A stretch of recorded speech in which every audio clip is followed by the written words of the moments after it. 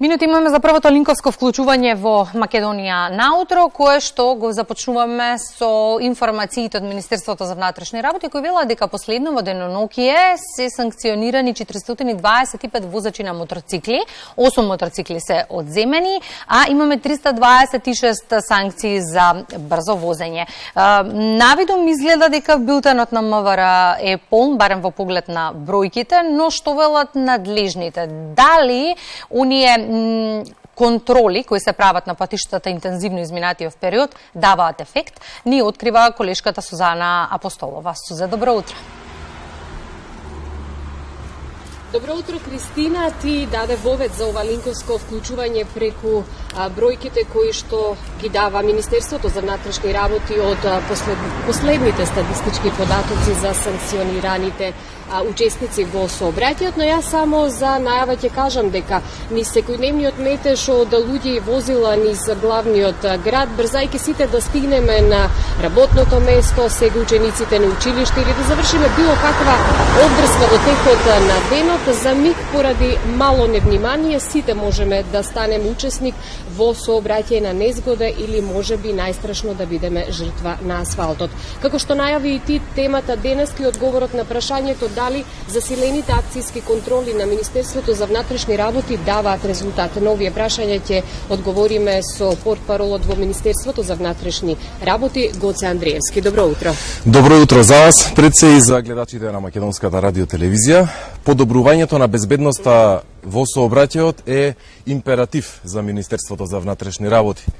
Засилените акцијски контроли продолжија и во текот на вчерашниот ден. Само на територија на град Скопје изречени се вкупно 133 мерки. На вашето прашање ќе одговорам да. Засилените акцијски контроли вродуваат со плод и навистина влијаат во подобрувањето на безбедноста во сообраќајот и на намалувањето на бројот на жртви во истиот.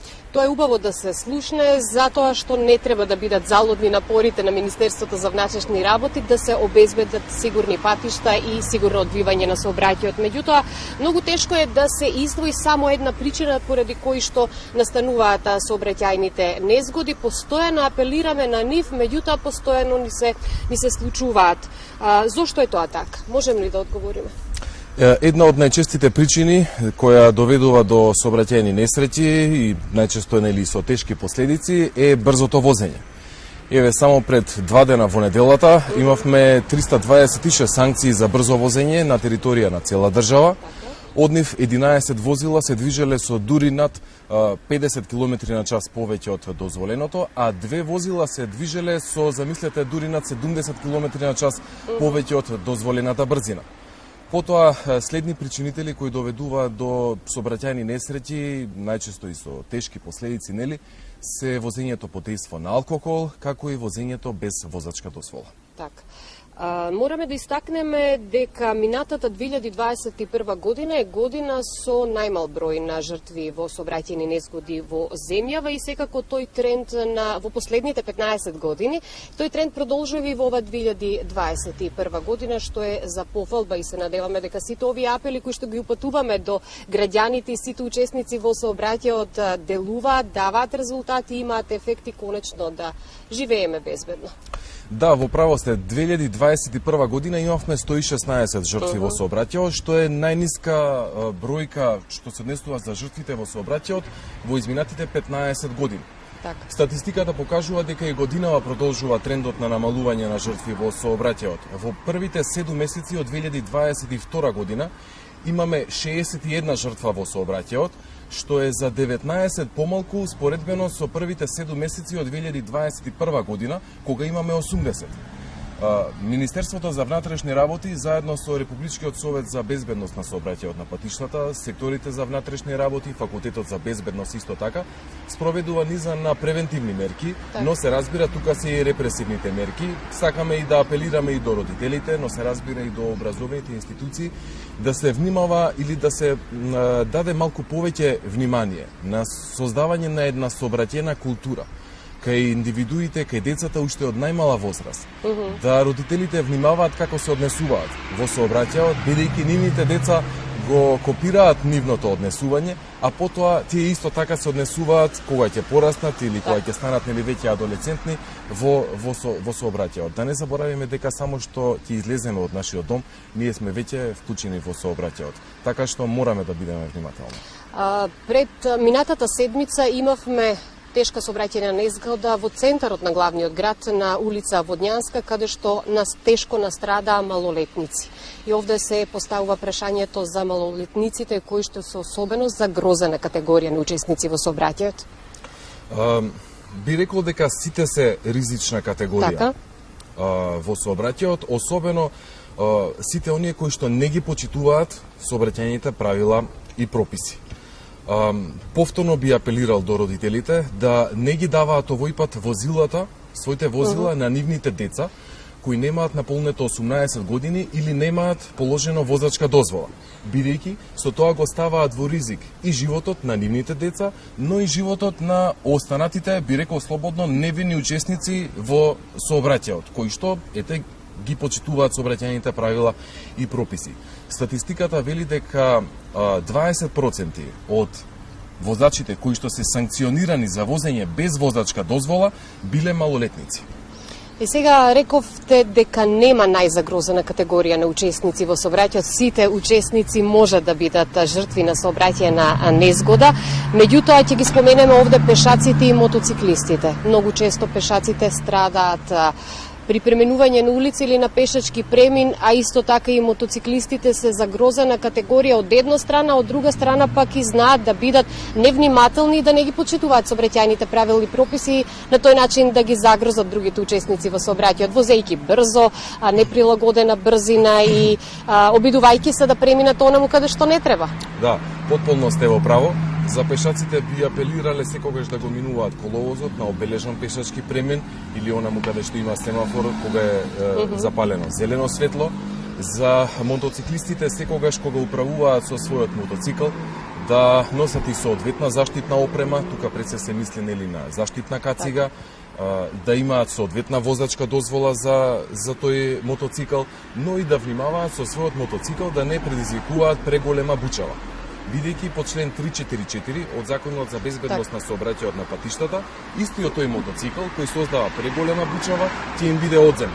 Што значи, еве за информација на гледачите на Македонската радиотелевизија, во периодот од 15 до 21 август на територија на цела држава спроведена е засилена акцијска контрола за санкционирање на прекршоци што ги прават возачите на мотоцикли, при што санкционирани се 425 мотоцикли. Од нив, замислете, најголемиот број од нив, 312 не носеле заштитна кацига. Тоа многу покажува за тоа на кое ниво е културата и на оние кои што управуваат со мотоцикли, и затоа мислам дека многу повеќе треба да внимаваат, а Министерството за внатрешни работи е тука нивното невнимавање да го санкционира. Пред се треба да внимаваме на сопствената безбедност, а на тој начин секако се грижиме за безбедноста и на другите учесници во сообраќајот. Овде само ќе споменам и за ситуациите кога се организираат трки, ги споменавме мотоциклите, меѓутоа и трки со брзи коли низ улиците во главниот град. Ги санкционирате, пред неколку дена беа одземени повеќе возила кои што се подготвуваа за такви трки. Да, Министерството за внатрешни работи постојано е на терен, постојано на сите коловози, автопатишта и така натаму, така што се бориме со оваа појава. Најверојатно со ваквите случувања имате пријави од страна на граѓани кои што всушност ви помагаат, нели, да излезете на терен и да реагирате на време. Има, како не, и граѓаните се обидуваат кога ги забележат такво нешто да не информираат. Споменав, ние сме на терен, ги следиме и имаме информации за едни такви действувања, така што во борба сме со сите тие појави. Се надевам дека и граѓаните малку повеќе ќе внимаваат, особено оние кои што се вклучуваат нели во сообраќајот на своето однесување, да ги почитуваат сообраќајните правила и прописи, затоа што на тој начин имаме и побезбедно живење не само во главниот град, туку и низ целата држава. Веќе сме кон крајот на летото, на прагот ни е есента, но мораме да потенцираме дека во текот на летниот период главниот град се празни, нели се намалува и сообраќајниот метеж низ улиците. Меѓутоа се зголемува фреквенцијата на автопатиштата и секако другите патишта кои што водат кон туристичките дестинации. Со завршување на годишните одмори повторно се враќаме на старите навики во градот и секако сите се обидуваме побрегу и побезбедно да стигнеме дали на работните места или на било која друга крајна дестинација. Останува апел до граѓаните да бидат внимателни кога патуваат на некоја туристичка дестинација, бидејќи знаеме топлото време, намалената концентрација може да влие секако врз вниманието додека возиме. Чести се сообраќајните незгоди по автопатиштата и секако да се почитуваат сообраќајните правила и прописи низ булеварите во градот. Така е, Сузана. Навистина, во текот на летниот период од годината се зголемува бројот и на жртви во сообраќајот и тоа е еден светски тренд.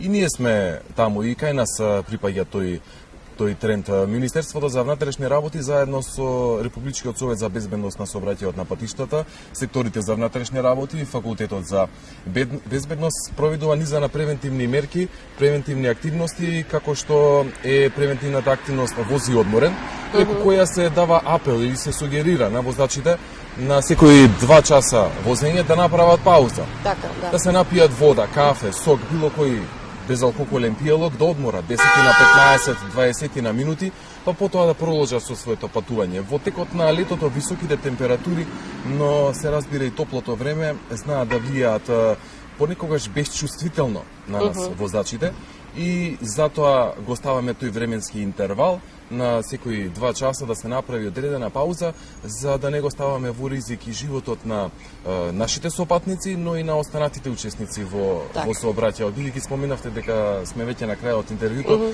би сакал на крај само да апелирам до сите граѓани, до сите оние кои што се дел од сообраќајот, да ги почитуваме сообраќајните правила и прописи. Бидејќи на тој начин заеднички ќе донесеме за подобри, посигурни, но се разбира и по безбедни патишта низ државата за нас и нашите деца, а овие вклучувања кои што ги прави Македонската радио телевизија влијаат и тоа како позитивно за подигнување на свеста, но и на сообраќајната култура кај граѓаните.